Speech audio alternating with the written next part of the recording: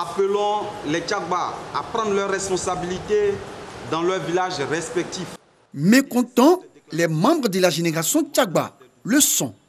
Cette année, ils n'accéderont pas au pouvoir dans leurs villages respectifs, comme prévu dans leur constitution. Alors, devant la presse nationale, ils ne sont pas passés par 4 chemins pour dénoncer ce qu'ils considèrent comme une cabale. Nous avons essayé de remettre certaines choses en ordre.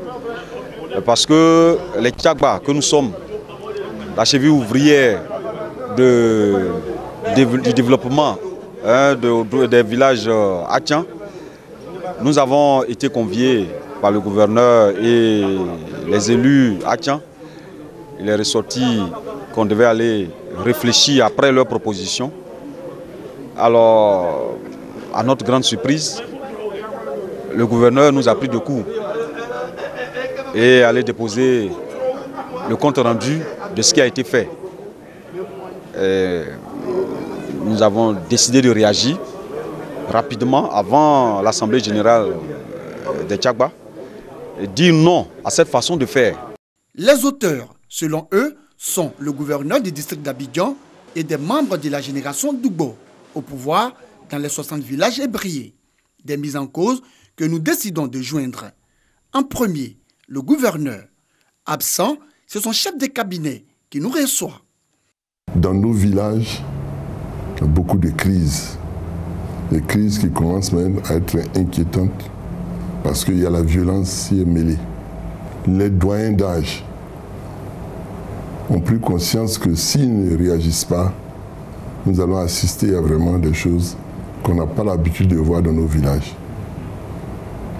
Et ils ont décidé de voir avec tout le monde pour essayer de mettre de l'ordre dans la façon d'accéder au pouvoir. Donc on lui a fait des propositions sur 7 points.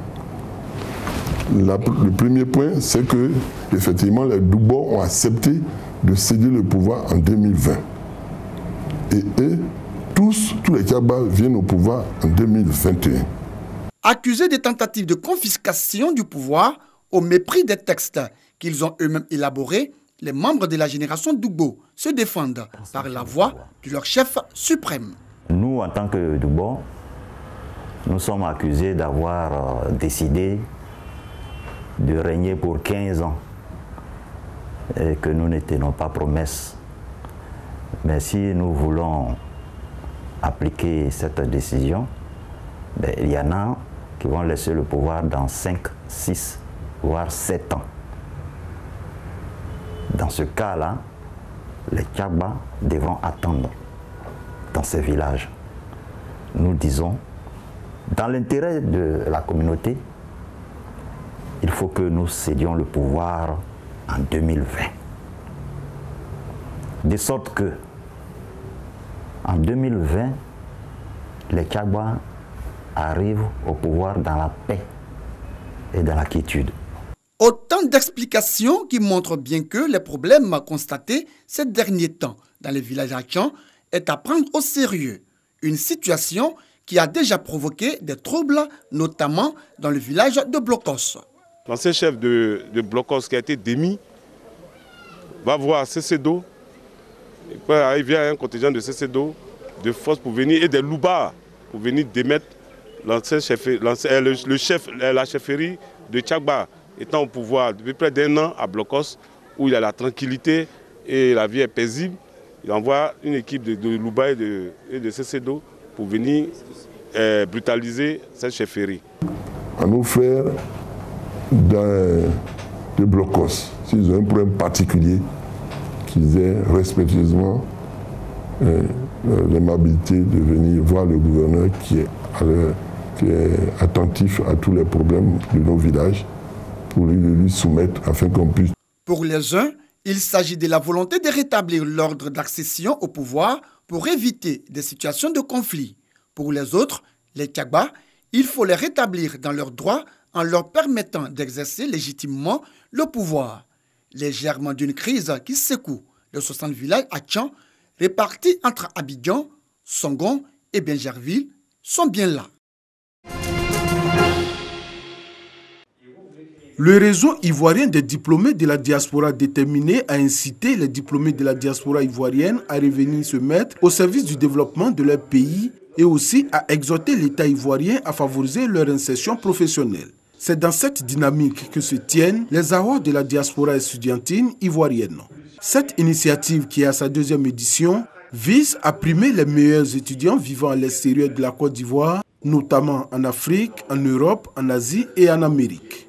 Encourager l'entrepreneuriat des jeunes pour le développement du pays constitue l'innovation majeure de cette 2e édition par le biais d'un appel à projet qui a été lancé pour la promotion des talents de la diaspora par la culture du mérite. Ils sont allés apprendre à l'étranger des choses que nous ne faisons pas ici. Donc ils doivent revenir partager leur expérience, leur savoir-faire avec leurs concitoyens, avec tous les Ivoiriens.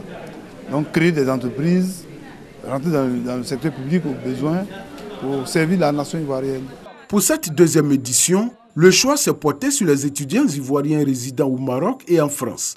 Au cours de cette cérémonie, 6 diplômés de la diaspora ont été primés sur présentation de leur projet. Le projet Maroc Études for Africa, pour les étudiants qui souhaitent aller étudier au Maroc, s'inscrit pleinement, non seulement dans la vision du gouvernement, donc de l'État de Côte d'Ivoire, de pouvoir faire former des jeunes de qualité, mais également de les faire revenir pour qu'ils apportent au pays leurs compétences. Un panel et une table ronde de réflexion sur plusieurs thématiques en rapport avec la situation des diplômés de la diaspora a été initié par les organisateurs de cette 2e édition, et ce, en présence du directeur général des Ivoiriens de l'extérieur, Isiaka Konaté. 150 troupes issues de 32 régions du pays en compétition dans 15 disciplines à la 24e édition du Festival national Vacances Culture. La peinture, le théâtre, le conte, la mode et la danse traditionnelle. Des compétitions qui se déroulent autour du thème « Le pain tissé, ma richesse ». Quand vous regardez le tableau qui est derrière moi, on retrouve le zaouli, on retrouve un peu les différentes identités culturelles de la Côte d'Ivoire. Le pain tissé, l'artiste a essayé de représenter certains éléments qui vont ensemble, qui vont avec cette réalité-là. Vous voyez ce pagne, c'est l'identité culturelle de notre pays. On ne verra pas ce pagne au Burkina, on ne verra pas ce pagne en France. Il est typiquement ivoirien. Et c'est ce qu'on doit apprendre à nos enfants. Valoriser nos cultures et leur apprendre réellement notre identité. Les troupes rivalisent d'ardeur et de créativité pour captiver l'attention des différents jurys.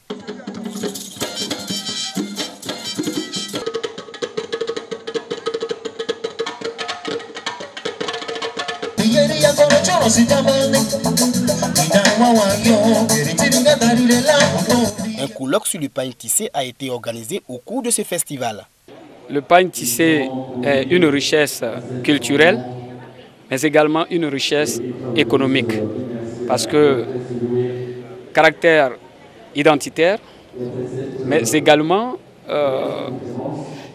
est capable de sortir une bonne marge de la population dans la pauvreté. De jour comme de nuit, ces compétitions mobilisent les populations sur les différents sites du festival. La nouvelle génération commence à tout perdre. C'est une occasion de venir se ressourcer à ces moments de vacances culture. On y apprend beaucoup. À côté de son aspect culturel, le Festival national Vacances Culture est un rendez-vous de la promotion du vivre ensemble et de la consolidation de la cohésion sociale. Le festival prend fin ce samedi par la proclamation des résultats.